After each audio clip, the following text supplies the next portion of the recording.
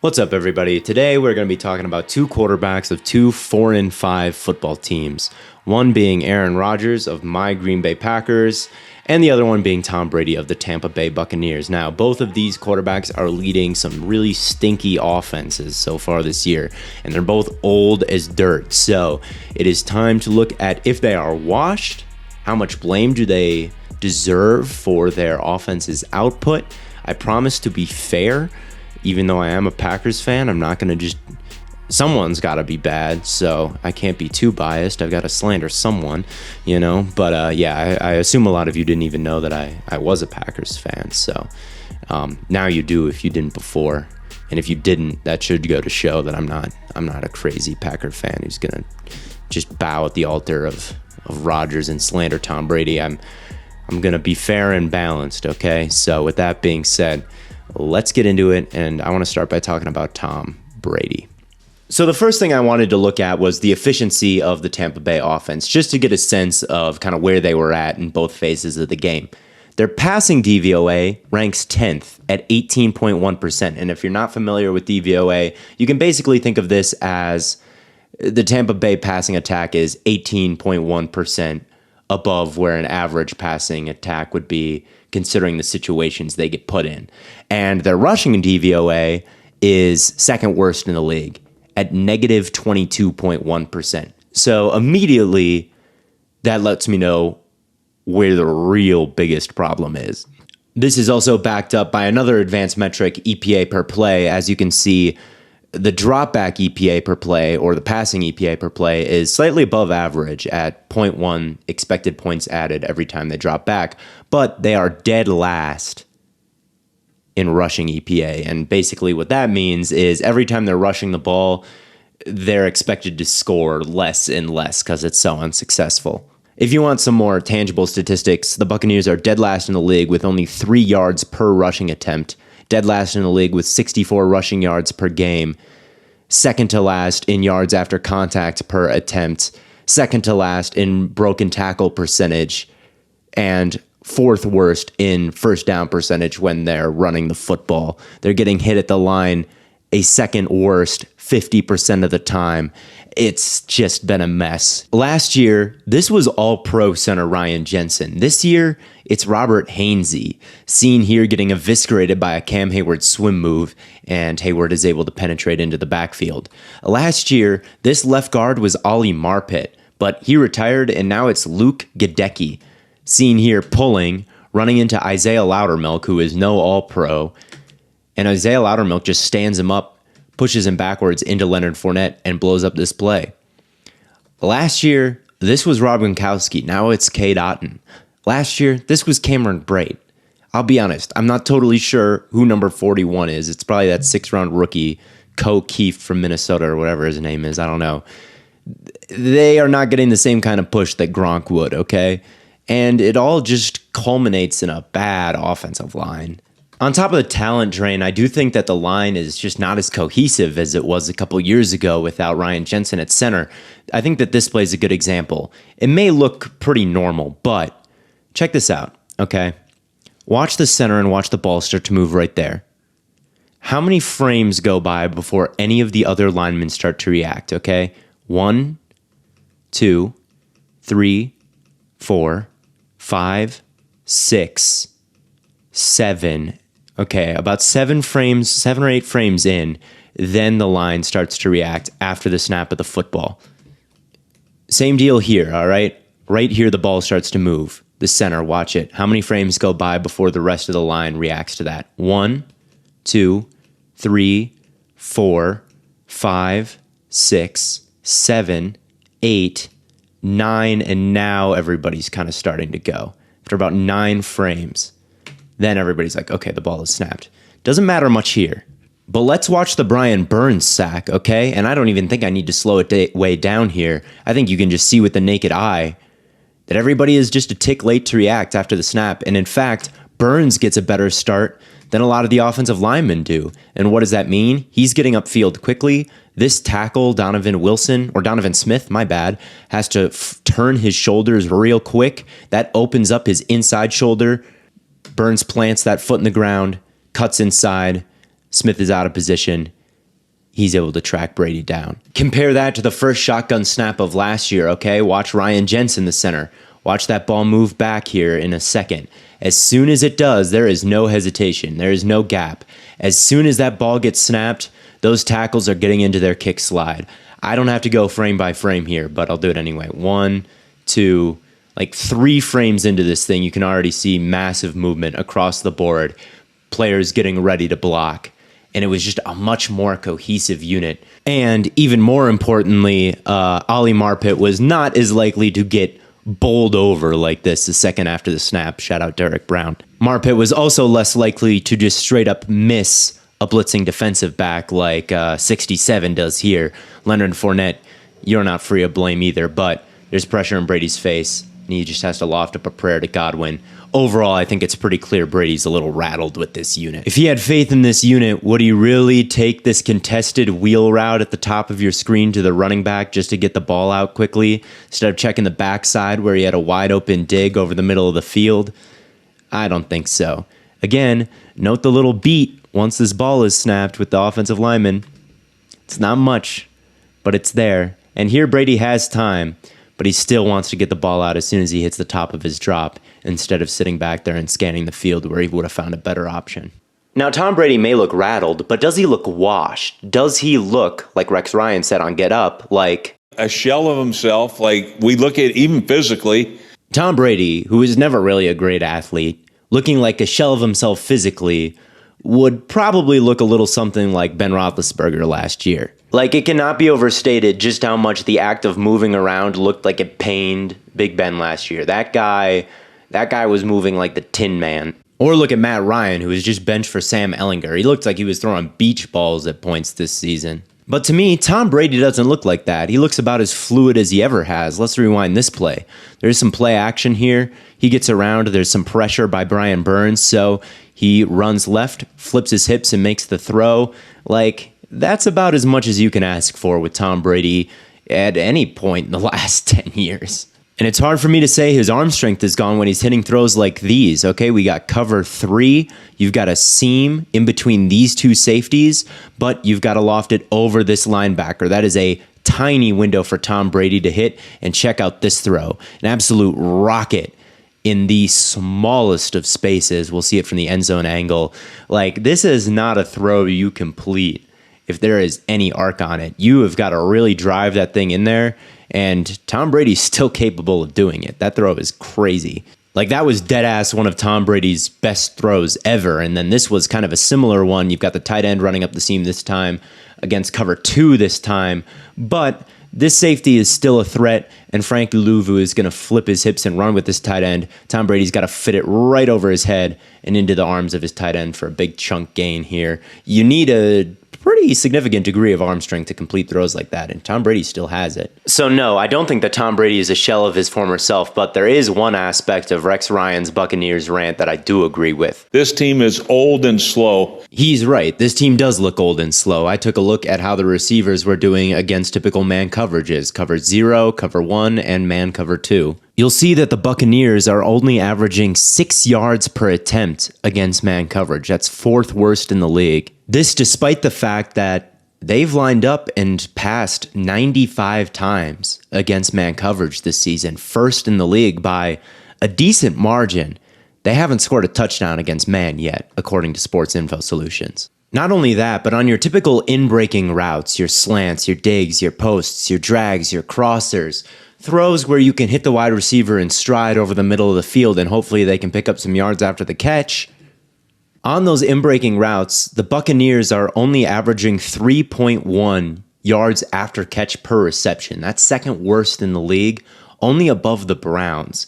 And they run it all the time. They've had 43 such receptions, which is more than any team, I think, outside of the Miami Dolphins, who are literally built exclusively around getting the ball to yak guys in space. So basically what I'm telling you is Tom Brady is playing on an offense where the blockers can't really block, the running backs can't really run, and the wide receivers can't really do much against man coverage or after the catch. We're witnessing a true Tom Brady carry job in a way that we've never really had to see before.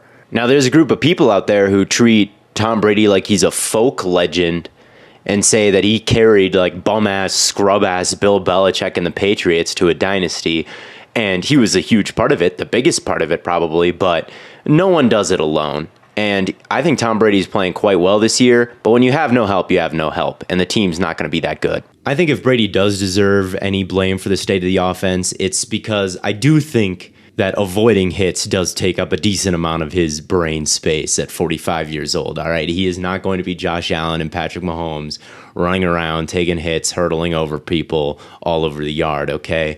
Like, if the play is not there to be extended, Tom Brady's not going to extend it, okay? And that does, I think, kind of cap how much a quarterback can carry a bad roster. And I'm not going to spend as much time on Rodgers because I think it's pretty much the same deal with him this season.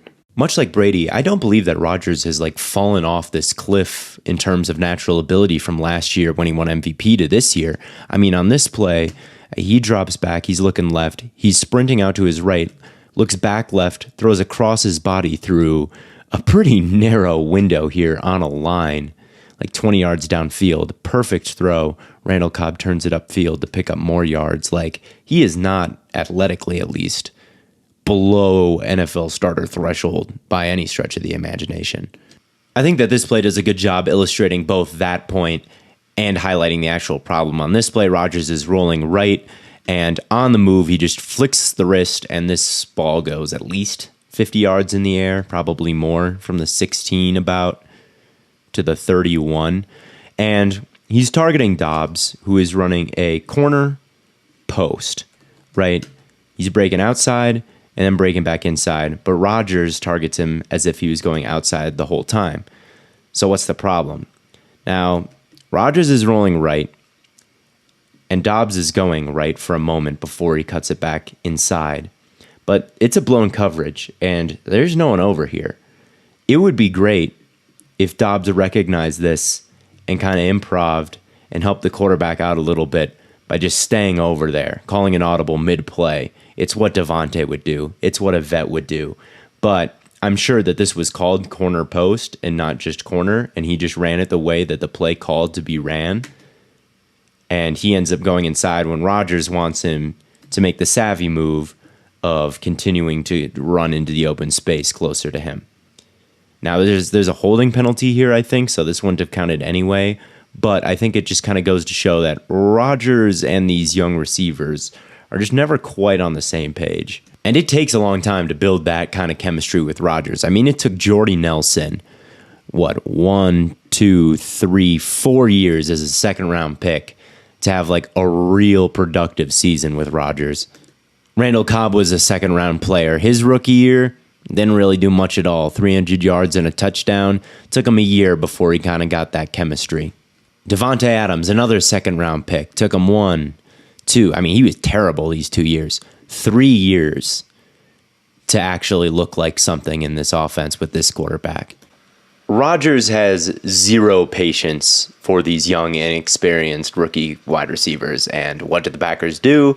They built the whole plane out of young, inexperienced rookie wide receivers. And, well, it's going about as well as you might expect. The only wide receiver that I think Aaron Rodgers actually likes is Allen Lazard. And the two of them combined on this throw and catch, which might be the best of the entire season so far, this was as perfect as it can possibly get and one of the best of Rodgers' whole career. That's not true, actually. He also likes Randall Cobb lined up in the slot here. The Packers are running dagger with their fastest player, Christian Watson, running the clear out, and then Randall Cobb running that deep out route in behind him. Rodgers is going to kind of roll to his left here, or at least shuffle to his left here.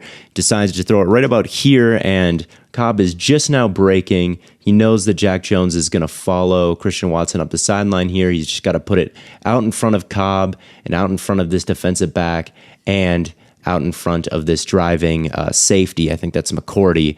And while fading away to his left, he makes just that throw on a key third down conversion. So he likes Cobb, and Cobb's been around a long, long time.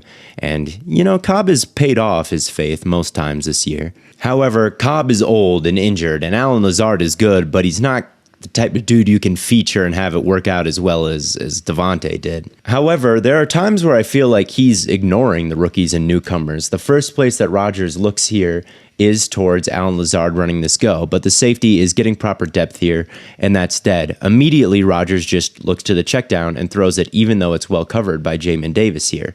Now, if you go back and look, you've got Romeo Doubs running this dig, and you can see this linebacker kind of get caught up with Mercedes Lewis here, and there's no way he's going to be able to flip his hips and catch up with the driving Doubs as he's crossing the field, and Doubs is motioning, I'm open, but Rodgers just kind of skips that read and goes right to the covered check down.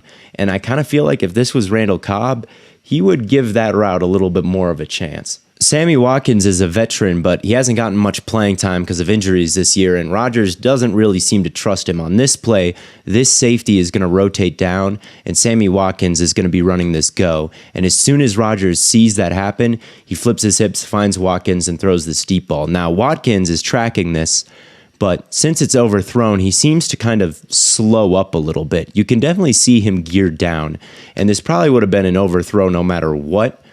But there was a little bit of a lack of effort there, it seemed like to me. And then later on a key third down in this game, Washington lined up in very clear man coverage here, and they were running a slot fade to Sammy Watkins, and then Doubs was running this hitch right out in front of him, and that hitch seems like it was designed against this man coverage look to kind of pick these two defensive players and be able to spring free Watkins, and it seems to work pretty well off the bat here. They get kind of tripped up, and it seems pretty obvious that Watkins is going to spring open down the field. Now, Rodgers sees that, and maybe he's hesitant to throw it to Watkins because he doesn't trust him after the first thing, or more likely, it's because he sees both of these corners turn their hips and run with Watkins, so he wants the easier throw underneath. But at any rate, Rodgers double clutches this, right? First, he looks like maybe he'll go deep to Watkins. Okay, never mind. The easy first down is open right here. But because he double clutches this, he really short arms it and throws it into the dirt and makes this a very difficult catch for Romeo Doubs. Jesus Christ, I keep getting that wrong here. And maybe it's catchable, but it's difficult because Rodgers made the error of double clutching and short arming this thing. And then after that play, you can see him give this very exasperated sigh and mouth, "What the fuck are you doing? What the like?" Let's see it again. Let's see the replay. Show that one again. Looks towards the sky after the drop. "What the fuck are you doing? What the fuck?" And yeah. But that's like, bro, that is your fault, Rodgers. I don't understand how that could be anybody else's fault but Rodgers. So you get him being grumpy and blaming players for things that don't appear to be their fault, and then going on the biggest podcast in the world and saying players that are making mental errors just shouldn't be playing. And it's just kind of a weird leadership style. I'll say that. And for a second, let's go back to last season, okay? This is the final offensive play of the divisional round, the biggest play of the season. It is third down and long. It is 10-10.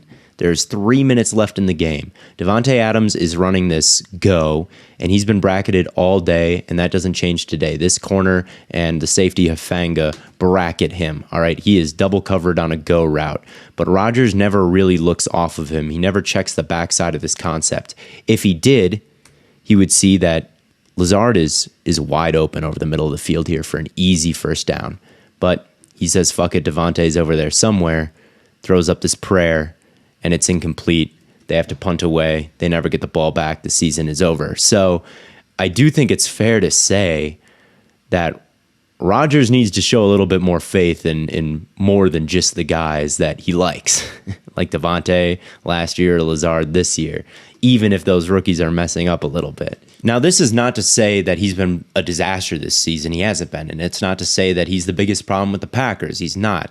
In fact, if he had a high-level wide receiver, like all the other good quarterbacks do, he would probably be just fine and playing at an MVP level again. But he has kind of made his own bed in this situation. It's been confirmed that Davante Adams turned down more money from the Packers so he could leave, and it's been confirmed that part of the reason that he did that is because Aaron Rodgers kept threatening retirement. And similarly with Brady, and although this isn't confirmed, his all-pro guard probably wouldn't have retired in his prime if Tom Brady didn't retire. Tom Brady is retiring and then coming back actively, probably hurt his offensive line situation. And that doesn't even get into the speculation that Tom Brady retiring and unretiring was some move to get Bruce Arians out of there, because I know that was a rumor. Anyway, although I don't think either of these quarterbacks are bad or washed. In fact, I still think they're quite good. I still think they're top 10, maybe even top 5. But with that being said, it does feel like they've kind of sabotaged themselves with the last offseason. And by the time these teams can kind of piece it back together, maybe they will be washed. Maybe they will be retired. So what difference does it really make? You know what I mean? This season feels like a changing of the guard at the very least. Last year, it was Rodgers and Brady, number 1 and 2 in MVP voting. It's just probably never going to happen again, right? Now it's going to be Allen and Mahomes, and if not them, Herbert and Burrow, right? That's what it feels like. So even though these guys are not washed, you can start to feel them just kind of fade into the background as this new guard is kind of stepping up and taking over this year for the first time, really cementing themselves as better than those two. And that's what makes them feel washed, even though I don't think they are. I do think that Brady has been playing a little bit better than Rodgers, for whatever that's worth. Again, I think both are good, but are both good enough for these rosters? I don't know about that. So that's my take on it. Thank you all for watching. I will see you next week. Be sure to leave comments below talking about what you want to see in these All-22s. I do read those and listen, so be sure to drop those. As always, thank you for watching. I'll see you next week.